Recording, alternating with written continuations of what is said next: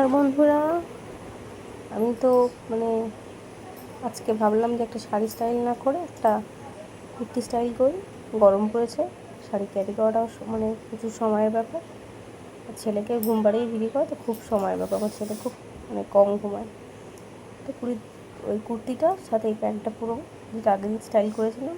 ভেবেছিলাম জিন্স পরবো, কিন্তু পরা হয়ে ওঠেনি, ছেলেকে নিয়ে সম্ভব হচ্ছিল। এই গায়ে জড়িয়েছি কুর্তিটা, ফিটিংস করে নিই।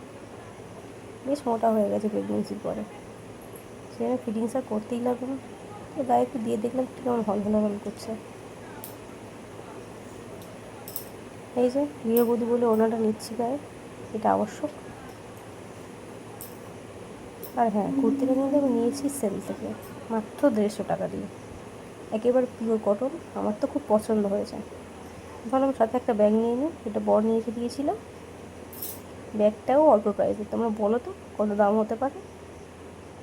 বীরভূম গিয়েছিল, সেখান থেকেই নিয়ে এসেছিলাম।